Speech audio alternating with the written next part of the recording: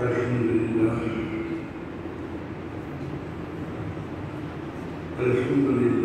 وكفى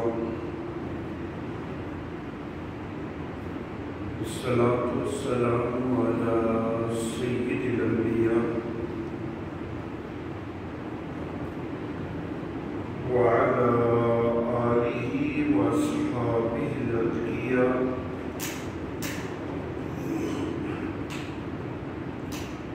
وعلى أولياء أمته والصلحاء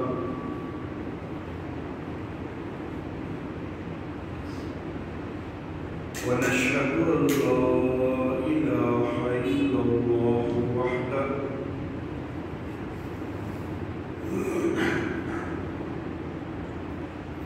وحده لا شريك له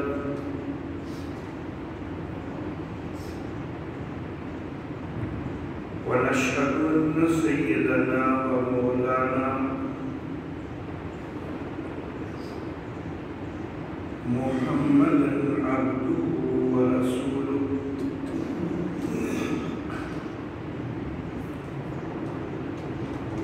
أما بعد قال الله تعالى في القرآن الحكيم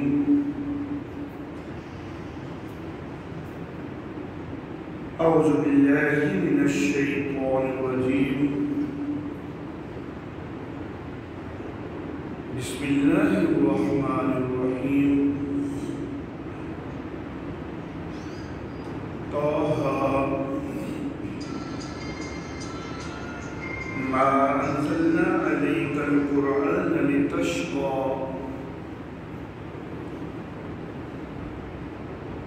إلا تذكرة لمن يخشى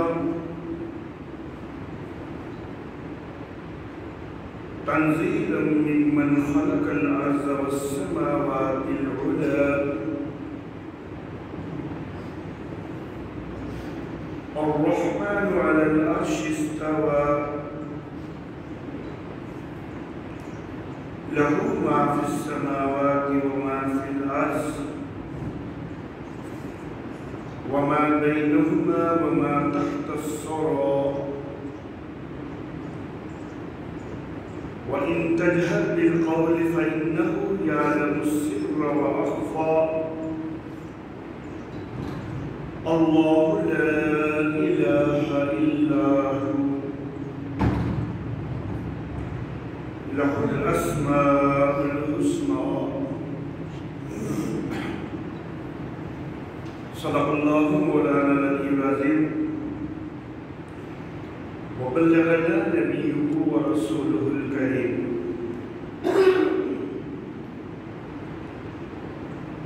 طه ہم نے یہ قرآن آپ پر اس لیے نازل نہیں کیا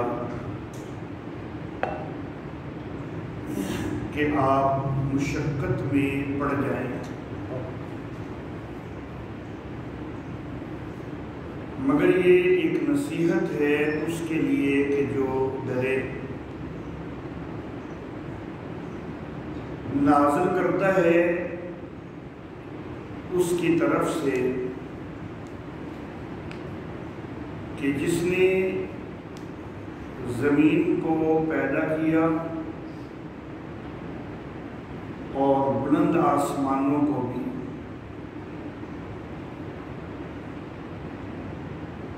جو بڑا مہربان ہے، عرش پر مستوی ہے،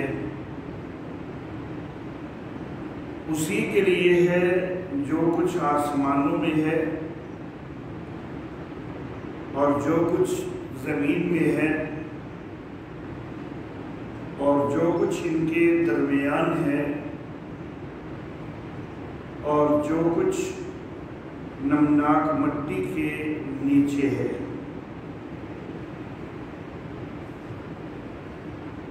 اور اگر تو بلند آواز سے بات کرے تو بے شک وہ تو پست کو بھی جانتا ہے، بھید کو بھی جانتا ہے اور اس سے زیادہ مخفی کو بھی جانتا ہے۔ اللہ کہ جس کے سوا کوئی معبود نہیں، اس کے اچھے اچھے نام ہیں۔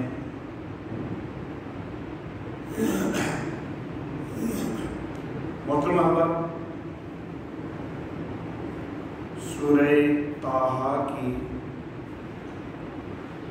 ابتدائی 8 آیات مبارکہ تلاوت کرنے کا شرف حاصل ہوا ہے اور ان کا ترجمہ بھی میں نے عرض کیا ہے۔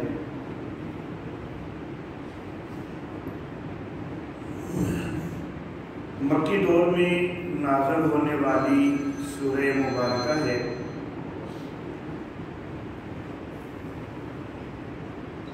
سورت کی ابتدا حروف مقطعات سے ہو رہی ہے، جن کا معنی اور مفہوم اللہ ہی بہتر جانتے ہیں۔ اللہ اللہ، حروف مقطعات طٰہٰ یہاں پر ذکر ہوئے، اور اس کے بعد اللہ رب العزت یہ ارشاد فرماتے ہیں ما انزلنا علیک القرآن لتشقی۔ خطاب میرے آقا محبوب خدا محمد عربی صلی اللہ علیہ وآلہ وسلم کو ہے کہ میرے محبوب، ہم نے قرآن آپ پر اس لیے نازل نہیں کیا کہ آپ مشقت میں پڑ جائیں، اِلَّا تَذْكِرَةً لِمَنْ يَخْشَىٰ، مگر یہ تو ایک نصیحت ہے اس کے لیے کہ جو ڈرے۔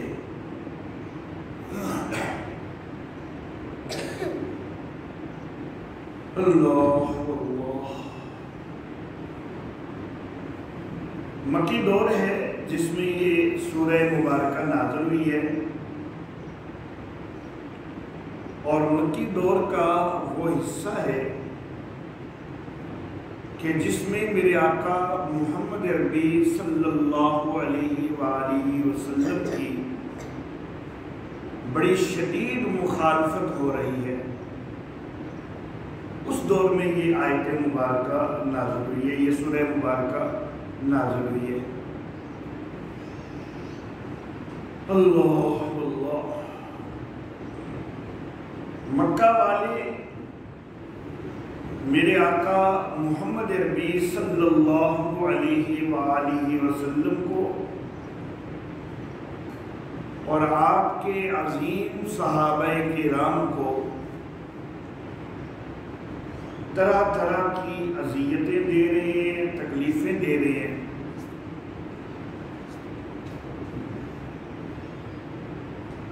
اور ان حالات میں اللہ رب العزت یہ فرما رہے ہیں کہ میرے محبوب، آپ پر قرآن اس لیے نازل نہیں کیا گیا، ہم نے اس لیے نازل نہیں کیا کہ آپ مشقت میں پڑ جائیں۔ تسلی دے رہے ہیں اللہ رب العزت رحمت کائنات صلی اللہ علیہ وآلہ وسلم کو کہ سونے محبوب، اگرچہ اس وقت حالات بڑے تلخ ہیں، لوگ تکلیفیں دے رہے ہیں، اذیتیں دے رہے ہیں،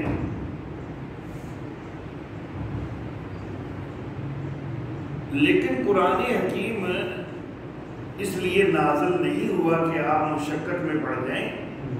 یہ تو ان کی بدبختی ہے کہ یہ آپ کو مشقت میں ڈال رہے ہیں۔ قرآن تو ایک نصیحت ہے اس کے لیے کہ جو ڈرے۔ یہ تو نصیحت کے لیے نازل ہوا ہے، آپ کی مشقت کے لیے نازل نہیں ہوا، آپ کو تکلیف ڈالنے کے لیے نازل نہیں ہوا، تکلیف میں مبتلا کرنے کے لیے نازل نہیں ہوا، یہ تو ایک نصیحت کے لیے نازل ہوا ہے۔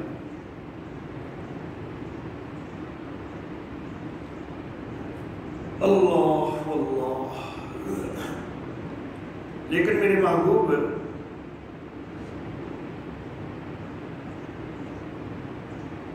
یہ ایک حقیقت ہے کہ آپ کو مشقت آ تو رہی ہے، کفار تکلیفوں میں مبتلا تو کر رہے ہیں، نزول کا مقصد تو یہ نہیں تھا، لیکن یہ بن تو رہی ہے آپ پر۔ تو سونے محبوب خیال کیجئے نا کہ تنزیل ممن خلق الارض والسماوات العلا، یہ نازل کرتا ہے اس کی طرف سے کہ جس نے زمین کو بھی پیدا کیا اور بلند آسمانوں کو بھی پیدا کیا۔ تو سونے محبوب، یہ اس رب ذوالجلال کا پیغام ہے۔ آپ کے اوپر اللہ رب العزت کا اتنا بڑا احسان ہوا ہے کہ اپنی وحی کے لیے اس رب ذوالجلال نے آپ کو چنا ہے۔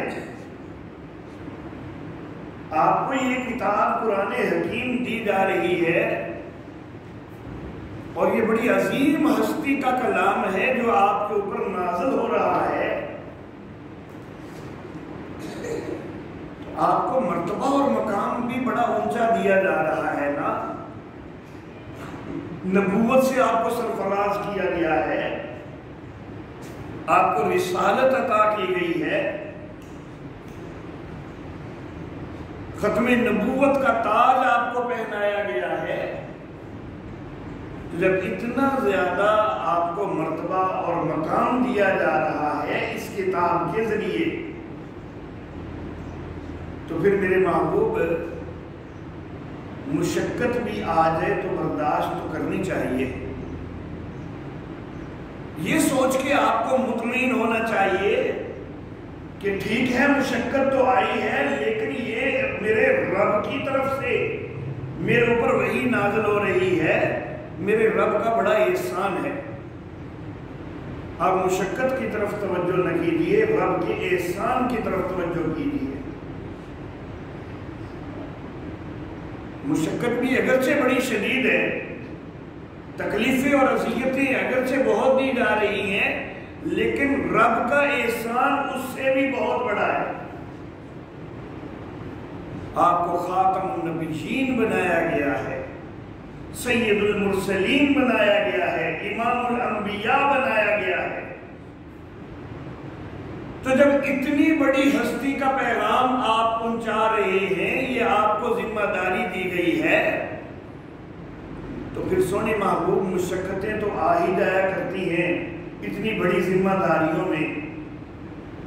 تو میرے محبوب مشقتوں کو برداشت کیجئے۔ قرآن حکیم نازل تو اس لیے نہیں کیا گیا تھا کہ آپ کو مشقت آئے، نازل تو نصیحت کے لیے ہی کیا گیا تھا۔ لیکن لوگوں کی بدبختی ہے کہ لوگ نصیحت کی بجائے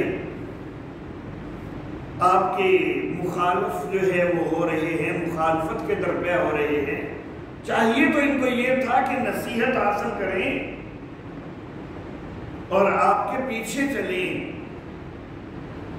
آپ کو نبی مانیں، آپ کی اطاعت کریں، چاہیے تو ان کو یہ تھا، اور کچھ لوگ کر بھی رہے ہیں، لیکن زیادہ تر اس وقت آپ کی مخالفت کر رہے ہیں۔ تو سنے محبوب، یہ سوچ کے اپنے آپ کو تسلی دے لیا کیجئے کہ بہت بھاری ذمہ داری اور بڑے مرتبے اور مقام والی ذمہ داری مجھے دی جا رہی ہے، تو اتنی بڑی ذمہ داری میں کچھ مشقتیں بھی آ جائیں تو مجھے برداشت کرنی ہے۔ الرحمن علی العرش استوى، یہ کس کا بھیجا ہوا ہے؟ رحمان کا بھیجا ہوا ہے۔ اللہ اللہ،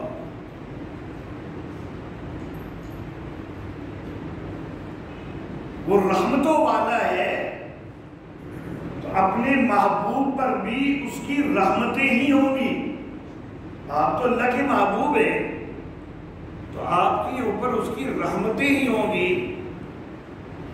وقتی طور پر کچھ مشقتیں آ گئی، ان کو برداشت کیجیے، لیکن آپ اللہ کی رحمتوں کے مستحق ہیں۔ علی العرش استویٰ، جو کہ عرش پر مستوی ہے۔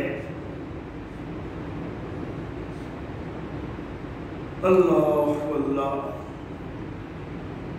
یہاں پر بعض لوگ وہ یہ کہنے لگ جاتے ہیں کہ اللہ رب العزت صرف عرش پر ہیں،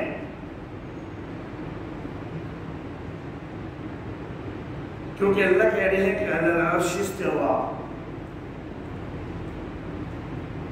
لیکن میرے محترم احباب، اگر یہ بات کہی جائے تو پھر اللہ رب العزت کی ذات بڑی محدود ہو جائے گی۔ حالانکہ ذات باری تعالی لامحدود ہے، عرش محدود ہے، اور محدود کے اوپر لامحدود نہیں آ سکتا۔ عرش تجلیات کا مرکز ضرور ہے،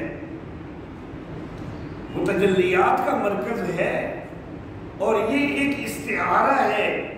علی العرش استویٰ، یہ ایک استعارہ ہے۔ میرے والد محترم حضرت قاضی عصمت اللہ عاصمہ اللہ تعالی، اللہ ان کی قبر پہ کروڑوں رحمتیں نازل فرمائے، وہ فرمایا کرتے تھے کہ اللہ رب العزت جہاں جہاں استواء علی العرش کا ذکر کرتے ہیں تو وہیں ساتھ میں اللہ رب العزت تخلیق کا تذکرہ کرتے ہیں۔ عموماً پہلے تخلیق کا تذکرہ ہوتا ہے، اور تخلیق کے تذکرہ کے بعد استواء علی العرش کا تذکرہ ہوتا ہے۔ اور اللہ رب العزت یہ واضح کرنا چاہتے ہیں کہ تخلیق کر کے چھوڑ نہیں دیا، بلکہ اللہ سارا نظام بھی چلا رہے ہیں۔ تو استواء علی العرش یہ اللہ رب العزت کی حکومت سے استعارہ ہے کہ اللہ حکومت کر رہے ہیں، اللہ حقیقی حکمران اور حقیقی بادشاہ ہے، ساری کائنات کا نظام وہ چلا رہے ہیں، تخت پر بیٹھے ہیں، مراد ہے کہ وہ نظام کائنات چلا رہے ہیں۔ اللہ اللہ، تو یہ ایک استعارے کے طور پر ہے۔ تو جب جب بھی استواء علی العرش کا تذکرہ ہوتا ہے تو پہلے تخلیق کا عموماً تذکرہ ہے، تاکہ واضح ہو جائے کہ اللہ تخلیق کر کے الگ ہو کے نہیں بیٹھ گئے، تخلیق کرنے کے بعد کائنات کو چھوڑ نہیں دیا کہ وہ جیسے مرضی چلتی رہے، نہیں، تخلیق بھی کیا ہے اور اس کے بعد سارا نظام بھی اللہ چلا رہے ہیں۔ اللہ اللہ، وہ خالق حقیقی بھی ہیں، وہ مالک حقیقی بھی ہیں۔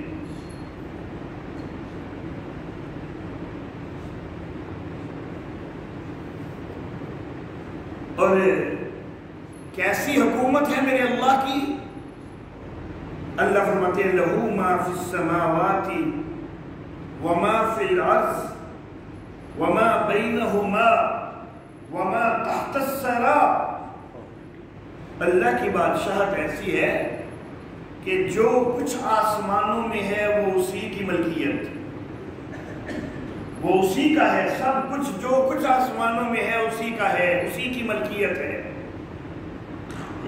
جو کچھ زمین میں ہے سب اسی کا ہے، اسی کی ملکیت ہے۔ جو کچھ آسمانوں اور زمین کے درمیان ہے سب اسی کا ہے، اسی کی ملکیت ہے۔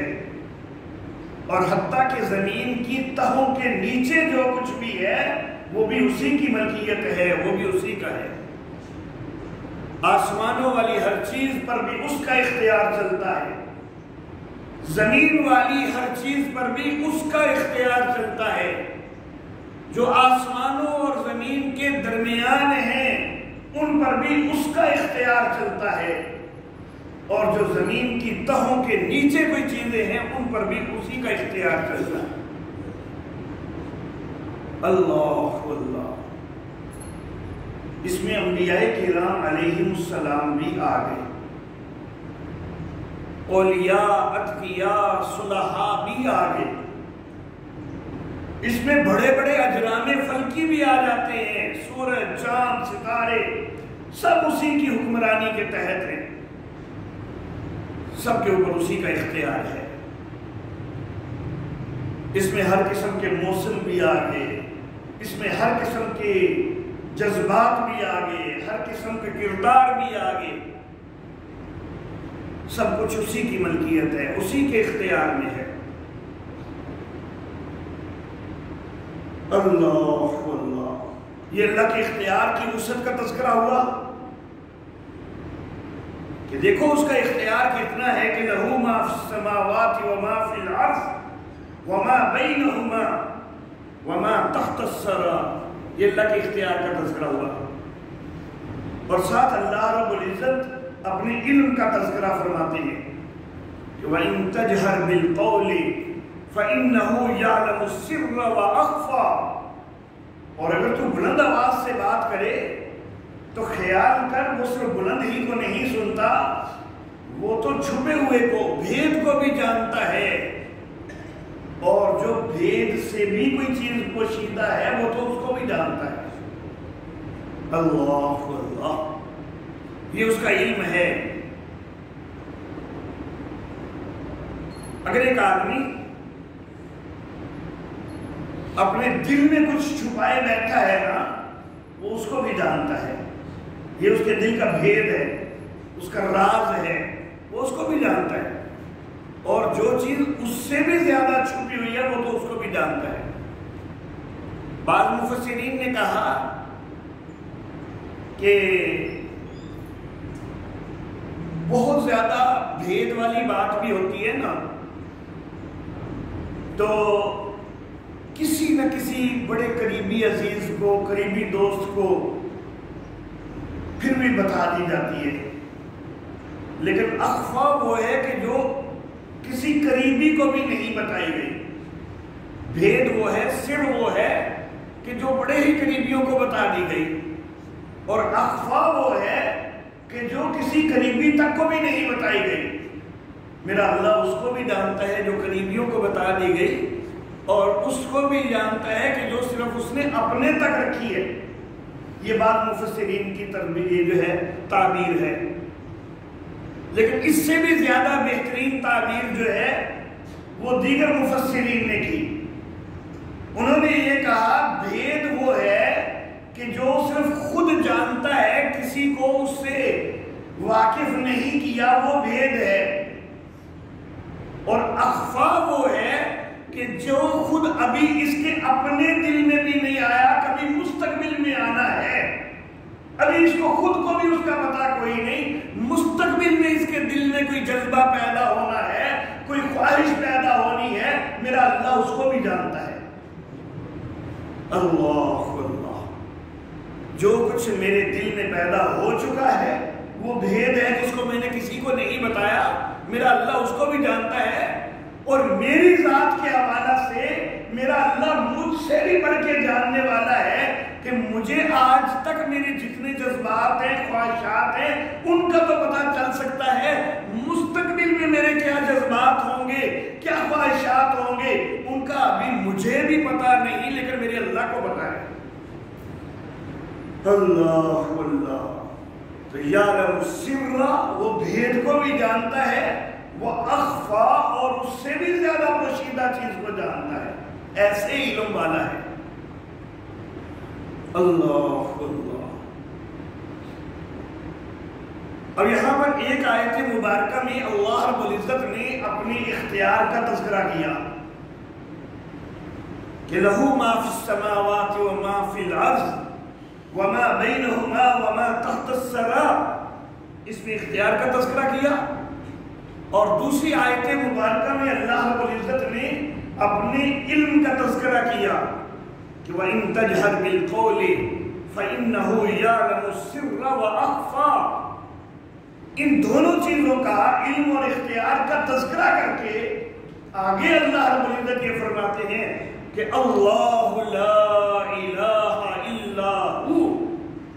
لوگوں پھر مان لو نا، جب ایسے اختیارات والی ہستی صرف وہی ہے، کوئی اور ایسے اختیار والا نہیں ہے، جب ایسے علم والی ہستی صرف وہی ہے، کوئی اور ایسے علم والا نہیں ہے، تو مان لو نا کہ پھر معبود وہی ہے، کوئی اور پھر معبود نہیں ہو سکتا۔ اللہ اللہ، معبود کہ جس کی عبادت کی جائے، جس کی عبادت کی جائے۔ اور عبادت کیا ہے؟ اللہ اللہ۔ علامہ ابن قیم جوزی رحمہ اللہ کی عبادت کی ایک تعریف، اس کو تھوڑا سا اختصار کرتے ہوئے اور تھوڑا اپنے لفظوں میں معمولی ترمیم کے ساتھ میں اس کو ذکر کرنا چاہوں گا کہ عبادت کیا ہے۔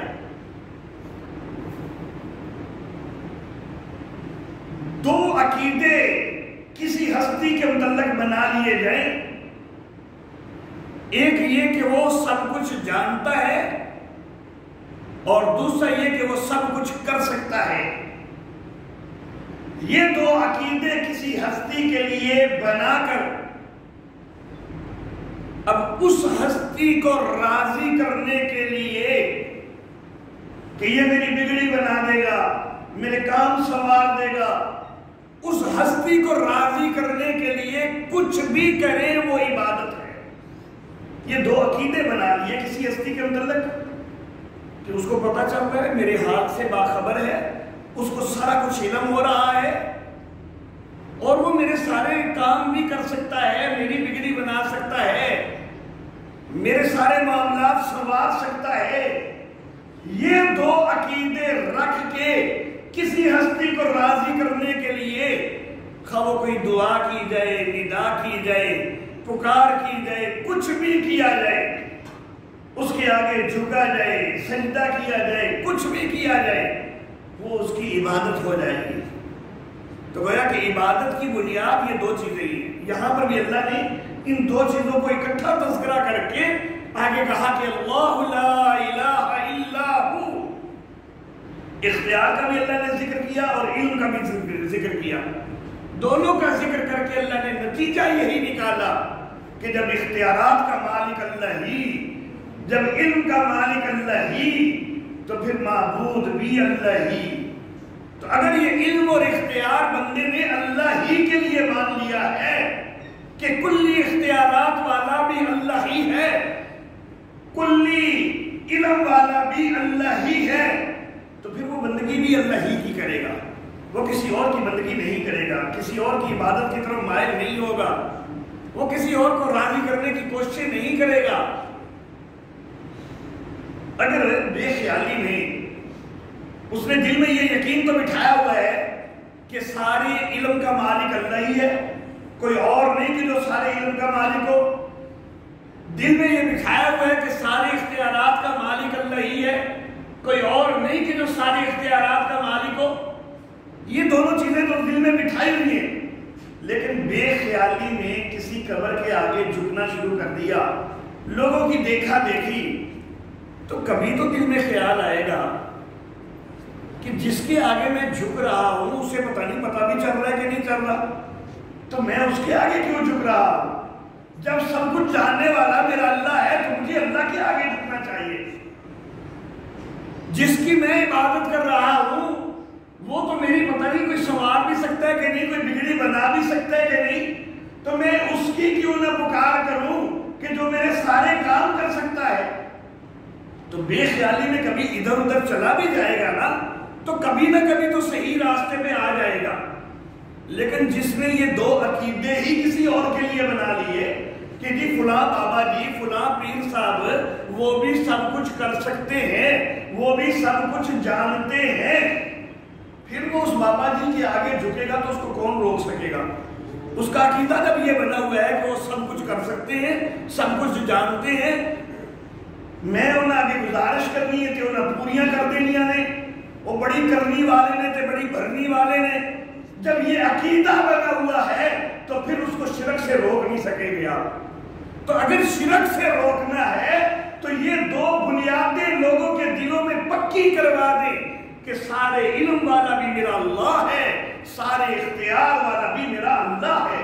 یہ دو بنیادیں پکی ہوں گی تو پھر میرا اللہ ہی معبود مانا جائے گا، پھر کوئی اور کسی اور کے آگے جھکے گا نہیں۔ تو اللہ رب العزت نے یہاں پر انہی دو بنیادوں کا تذکرہ فرما کے آگے فرمایا اللہ لا الہ الا ہو، اللہ کے اس کے سوا کوئی معبود نہیں ہے، لہ الاسماء الحسنى، اس کے اچھے اچھے نام ہیں۔ اللہ اللہ، یہ جو آگے فرمایا نا کہ لہ الاسماء الحسنى، قرآن حکیم کے اندر دوسرے مقام پر اس کی تفسیر آتی ہے کہ للہ الاسماء الحسنى فادعوہ بہا، اللہ کے اچھے اچھے نام ہیں، ان ناموں کے ذریعے اللہ کو پکارا کرو۔ اللہ اللہ، تو اللہ لا الہ الا ہو، اس میں عبادت کا تذکرہ کر دیا، اور لہ الاسماء الحسنى اس کے اندر اللہ اللہ استعانت کا بھی تذکرہ فرما دیا اللہ رب العزت نے۔ گویا کہ وہ جو ایاک نعبد و ایاک نستعین ہے، اس کو اللہ رب العزت نے اس آیت مبارکہ میں بھی بیان کر دیا کہ اللہ لا الہ الا ہو، لہ الاسماء الحسنى، بندگی بھی کرنی ہے تو اسی کی کرنی ہے، کوئی اور معبود نہیں ہے، اور اچھے اچھے نام اسی کے ہیں، ان ناموں کے ذریعے پکارنا ہے تو اسی کو پکارنا ہے، کسی اور کو نہیں پکارنا۔ اللہ اللہ، میرے محترم احباب، جو آیات مبارکہ میں نے تلاوت کی ان کا بڑا مختصر سا مفہوم میں نے ذکر کیا ہے، اگرچہ یہ آیات مبارکہ ایسی ہیں کہ ایک ایک آیت کی تفسیر کے اندر اگر میں کئی گھنٹے بھی بولوں تو وہ کم ہے، لیکن بڑے اختصار کے ساتھ میں نے چند باتیں جو ہیں وہ ان آیات کے مطابق عرض کر دی۔ اب ایک آخری بات ان آیات مبارکہ کے حوالہ سے، یہ وہ آیات مبارکہ ہیں کہ جن کو سن کے سیدنا عمر فاروق رضی اللہ تعالیٰ عنہ نے ایمان قبول کر لیا تھا، اسلام قبول کیا تھا حضرت عمر فاروق رضی اللہ تعالیٰ عنہ نے انہی آیات مبارکہ کو سن کے۔ سورہ طٰہٰ کی یہ ابتدائی آیات مبارکہ، اللہ اللہ، واقعہ بڑا معروف ہے، میں اس کی تفصیل میں نہیں جانا چاہوں گا۔ بہن کو بہنوئی کو مار مار کے تھک گئے تھے، اور پھر کہا کہ دکھاؤ تو صحیح وہ چیز کیا ہے کہ جس کی تلاوت کر رہے تھے، جس سے تم ہٹ نہیں رہے ہو، میرے سے اتنی مار بھی کھا لی ہے، پھر بھی اس کے اوپر بڑے پکے ہو، آخر وہ چیز ہے کیا، دکھاؤ تو صحیح۔ اللہ اللہ، تو بہن نے جو اوراق سامنے کیے تو ان میں یہی آیات مبارکہ لکھی ہوئی تھی۔ سیدنا عمر فاروق رضی اللہ تعالیٰ عنہ ان آیات کو پڑھ رہے ہیں، اور یہ زندگی میں، عمر فاروق کی زندگی میں یہ پہلا موقع ہے، یہ پہلا موقع ہے کہ اللہ کا قرآن ان کے سامنے آیا ہے، اور یہ اس سوچ کے ساتھ پڑھ رہے ہیں کہ شاید یہ واقعی حق ہو۔ یہ اس سوچ کے ساتھ پہلی دفعہ پڑھ رہے ہیں۔ ویسے تو پہلے بھی آیات ان کے سامنے آتی رہی، لوگ آیات پڑھتے رہے، ان تک آیات پہنچتی رہی، لیکن کبھی انہوں نے انابت نہیں کی، انہوں نے رجوع اللہ نہیں کیا، توجہ نہیں کی، کبھی بھی اس سوچ کے ساتھ کسی آیت کو نہ سننا گوارا کیا، نہ پڑھنا گوارا کیا کہ شاید یہ واقعی اللہ کا کلام ہو، بلکہ بس یہ دیکھا کہ میرا قبیلہ مخالفت کر رہا ہے تو بس میں نے بھی مخالفت کرنی ہے۔ آج تک تو اسی پہ رہے، آج پہلی دفعہ ہے کہ اس سوچ کے ساتھ پڑھنا شروع کیا کہ دیکھو تو صحیح شاید حقیقی ہو، میں بلا وجہ ہی مخالفت کر رہا ہوں، جب اس سوچ کے ساتھ پہلی دفعہ پڑھا، انابت کے ساتھ پہلی دفعہ پڑھا، اللہ رب العزت نے دل کی کھڑکیاں کھول دی. اللہ اللہ، حروف مقطعات پڑھے اور پھر پڑھا کہ ما انزلنا علیک القرآن لتشقى، ہم نے یہ قرآن اس لیے نازل نہیں کیا کہ آپ مشقت میں پڑھے. میں اپنے ذوق کے مطابق کہنا چاہوں گا کہ جس وقت یہ لفظ پڑھے ہوں گے حضرت عمر فاروق کے دل پہ ضرب لگی ہوگی کہ اگر واقعی یہ اللہ کا کلام ہے، اگر واقعی محمد صلی اللہ علیہ وآلہ وسلم اللہ کے نبی ہیں، تو اللہ تو اپنے نبی کو تسلیاں دے رہا ہے کہ میرے محبوب ہم نے یہ قرآن اس لیے نازل نہیں کیا کہ آپ مشقت میں پڑھے. عمر تو کتنا نبی کا مخالفت کرنے والا، نبی کو اذیت دینے والا، آج شہید کرنے کے لیے نکلا ہوا، تو کتنا دور نکلا ہوا تھا اس چیز سے. اللہ اللہ، تو مشقتیں دے رہا. اگر واقعی اللہ کے محبوب ہیں، اللہ کے رسول ہیں، تجھے مشقت دینا زیب دیتا تھا، تو آج تک مشقتیں ہی دیتا رہا.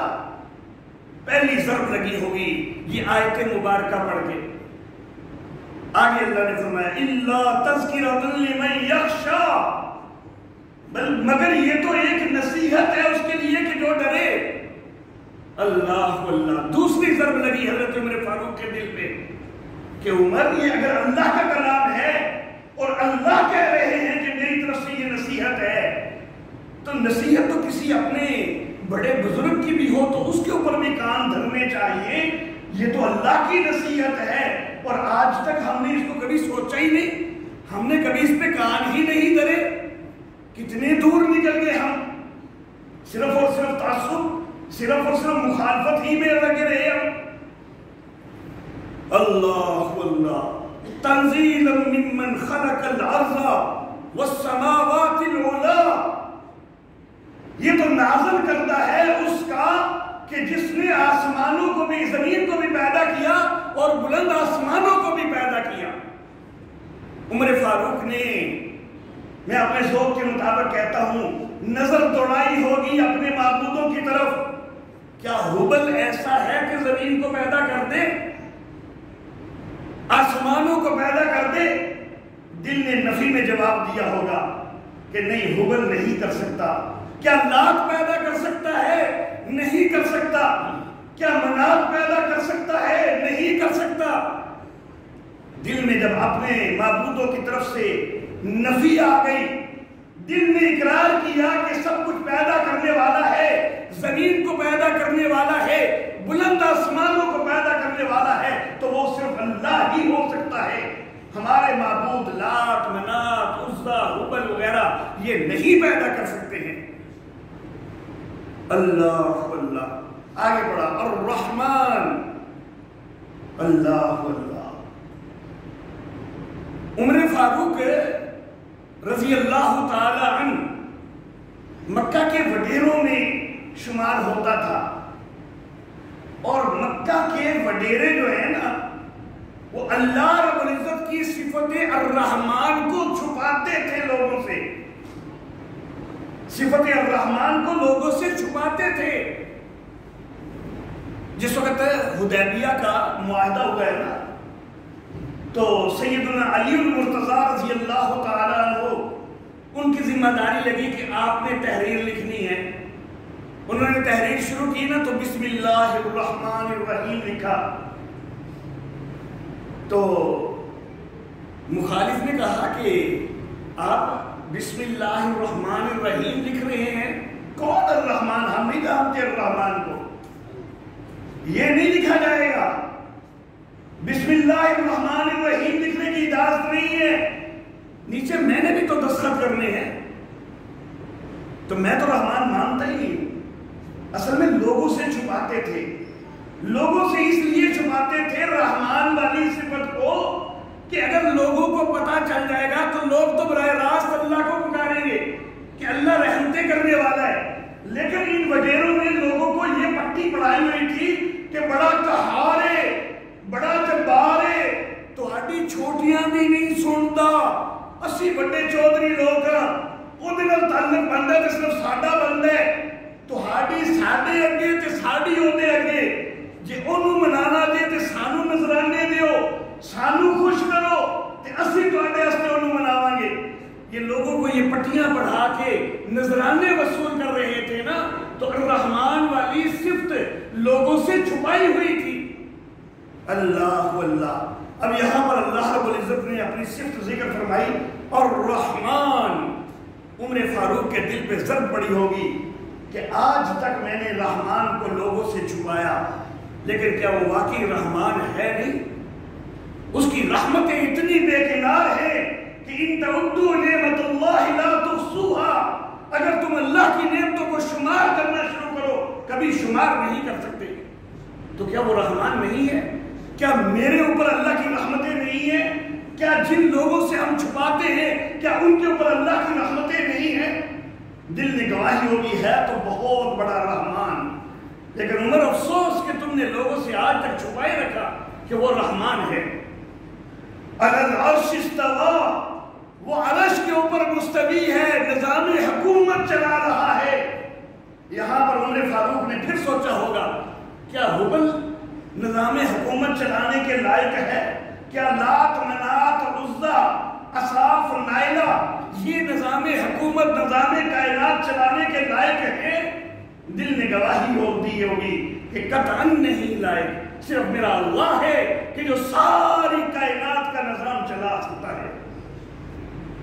پھر اللہ رب العزت نے اپنے اختیار کا تذکرہ کیا کہ لہو ما فی السماوات وما فی الارض وما بینہما وما تحت الثری. اسی کے لیے ہے جو آسمانوں میں ہے, جو زمین میں ہے, جو زمین و آسمان کے درمیان میں ہے, جو زمین کی تہوں کے نیچے ہے, سب اسی کی ملکیت ہے, سب اسی کے اختیار میں ہے. عمر فاروق نے یہاں پر بھی سوچا ہوگا کیا میرے جو معبود ہیں جن کو میں معبود بنائے بیٹھا ہوں کیا وہ یہ ساری اختیارات کے مالک ہیں؟ دل نے پھر نفی میں جواب دیا ہوگا کہ وہ تو اتنے اختیارات کے مالک کوئی نہیں ہو سکتے. اللہ اللہ. پھر اللہ رب العزت نے اپنے علم کا تذکرہ فرمایا کہ وَإِن تَجْحَرْ بِالْقَوْلِ فَإِنَّهُ يَعْلَمُ السِّرَّ وَأَخْفَى. اگر تو بلند آواز سے بات کرے تو خیال کر بلند پکارنا اتنا لازم کوئی نہیں, وہ تو بھید کو بھی جانتا ہے اور جو بھید سے بھی چھپی ہوئی چیز ہے وہ تو اس کو بھی جانتا ہے. عمر فاروق کے دل میں پھر خیال آیا ہوگا کیا میرے معبود اتنا جاننے والے ہیں جن کو میں پکارتا ہوں انہوں نے پتہ نہیں میری پکار کا بھی پتہ چلتا ہے کہ نہیں, جن کے آگے میں سجدہ ریز ہوتا ہوں ان کو پتہ نہیں میرے سجدوں کا بھی پتہ چلتا ہے کہ نہیں. واقعی سب کچھ جاننے والا تو اللہ ہی ہے. تو جب یہ سارا دل کے اندر واضح ہوتا گیا نا تو اب اللہ رب العزت کی طرف سے کوئی پکار آ گئی کہ عمر پھر مان لینا کہ اللہ لا الہ الا ہو, اللہ کے سوا کوئی معبود نہیں ہے. اللہ اللہ. جب عمر اب تیرا دل ماننے لگ گیا وہ ساری چیزیں تو پھر یہ بھی مان لے کہ معبود اللہ ہی ہے. لہ الاسماء الحسنی, اچھے اچھے اس کے نام ہیں, ان ناموں کے ذریعے پکارنا ہے تو اسی کو پکارنا ہے. نہ یا علی مدد کے نعرے نہ یا رسول اللہ مدد کے نعرے یہ میں آج کے دور کے مطابق کہہ رہا ہوں. اس دور کے مطابق نہ یا لات کے نعرے نہ یا منات کے نعرے نہ یا حبل کے نعرے, اور آج کے دور کے مطابق نہ یا رسول اللہ کے نعرے نہ یا علی کے مدد کے نعرے نہ یا غوث پاک مدد کے نعرے. صرف اور صرف اللہ کی مدد کے نعرے لگائے جا سکتے ہیں. صرف اور صرف اللہ ہی کو پکارا جا سکتا ہے, کسی اور کو نہیں پکارا جا سکتا. عمر فاروق کا دل واضح ہو گیا اور اسی وقت ایمان کی طرف آگے. وآخر دعوانا ان الحمدللہ رب العالمین.